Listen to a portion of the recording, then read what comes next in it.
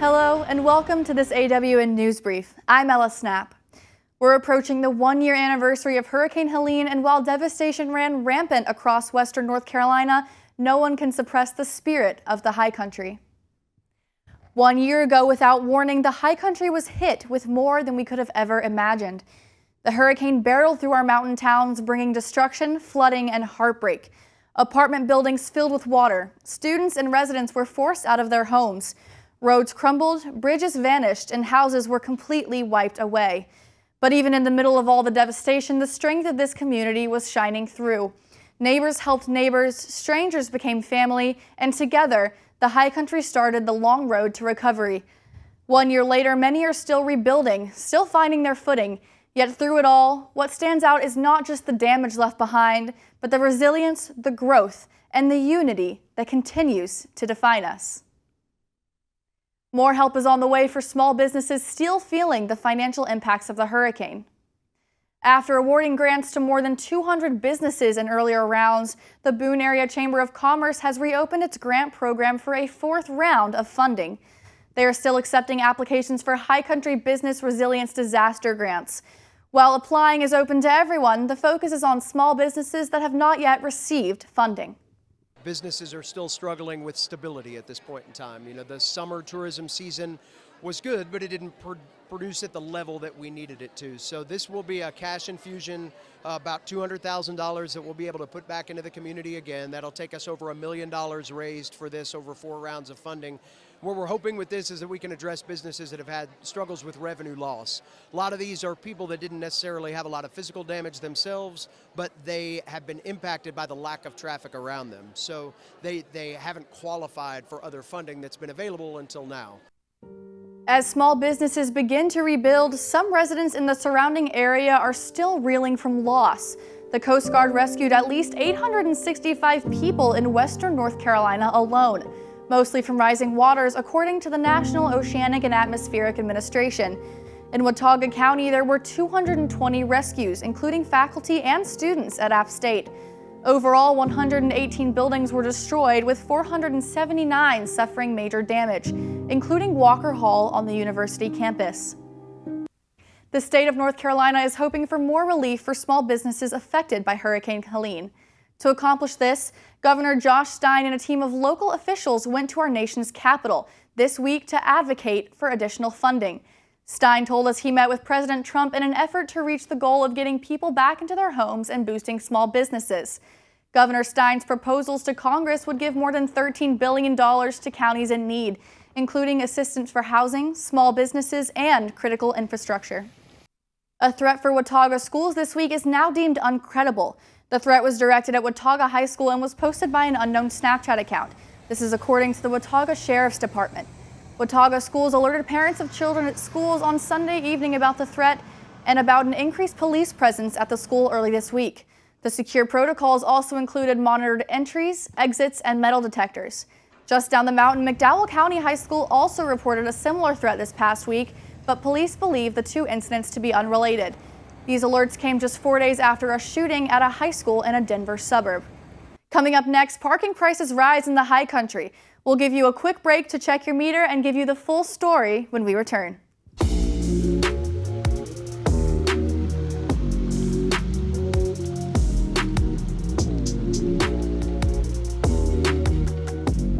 What once were rows of crops are now hallways for growing our future. The old ways that served generations before are now the perfected paths of tomorrow. These mountains have always called to the pathfinder, the trailblazer, the innovator. The faces and structures may change, but one thing remains constant: access to higher education, here and always at App State.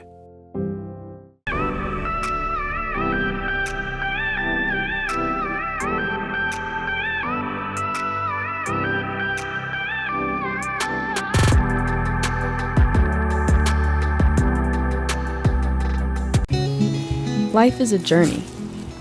We're told that there are mountains and valleys before us. A mountaineer trudges through. Where others see an obstacle, a mountaineer sees an opportunity. A mountaineer climbs tomorrow's mountains today. So what is a mountaineer? A mountaineer is you.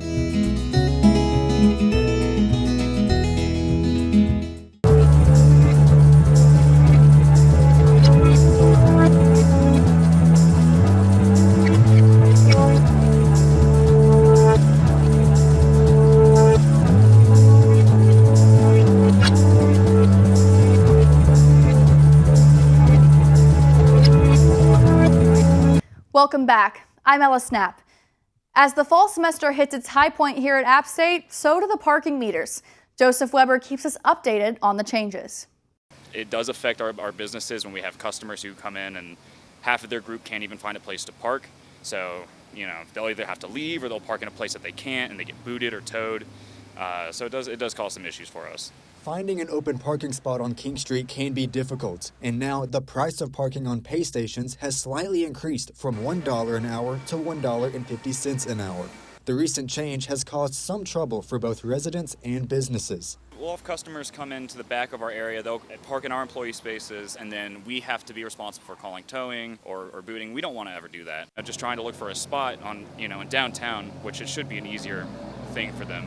So a lot of the times those people will just leave. We don't make business from that. To learn more about the increase in parking prices, I went to the town hall and spoke with Lainey Wise, who is the communication specialist for the town of Boone. We know that there's a, parking issue in downtown Boone. So our Boone Town Council is trying to find ways to increase the parking stock without increasing taxation. So one of the ways is to increase the meter rates by 50 cents more and use those funds to be able to start looking at smaller additional parking opportunities and start hopefully being able to fund a parking deck. It's going to take a little bit, but we're working on it. Along with price increases on King Street, changes are also being made for game day parking. For places like the Depot Street lot, the King Street lot, and the Queen Street lot, the maximum time limit for parking is decreasing from 9 hours to 2 hours. So a lot of people would park there, taking up space for people who would like to visit the downtown Boone businesses. So this decision was made with those businesses in mind, keeping it 2 hours to allow for people to come and shop in downtown. People come in, they want to sit for 3 or 4 hours at a bar, but I can understand the little revenue tax raising prices, but just however the town wants to do it. Is a college town. I think that it just can be an inconvenience to those where it's like just a little extra, but that can make a difference for somebody and in the convenience of being downtown and parking around here. So there's no time frame for the parking deck. Before we even think about getting a parking deck, we need to have at least some sort of funding in place. We can't just fund a plan for a parking deck and then not have any way to fund it. And so there's no plan in place for a parking deck right now. There is a new look to a building on the campus of App State University. In fact, art students are already enjoying the new amenities. The all-new Way Hall advances the art department into the future and makes it a safer environment. A ribbon-cutting ceremony was held recently to showcase the improvement, which gives students more space to learn and study. The renovation project also added fire suppression and an HVAC systems. Last year, the students protested the construction, claiming the noise and clutter of the building interfered with their education. The Boone Chamber of Commerce is celebrating some of its greatest community leaders during its annual Spirit of Boone. This year's event is not only a celebration of our community's progress, but a tribute to honor all of the ways we've come together after the events of the historic storm last fall. With 9 projects winning awards, people all across the high country have been impacted by their great work. David Jackson, longtime member and president of the Boone Chamber of Commerce, has worked on several projects to bring the strength back to Boone. I mentioned that the leadership gathered in this room was the Spirit of Boone. The people, the businesses that would keep our community strong and moving toward the next opportunity with vision and purpose.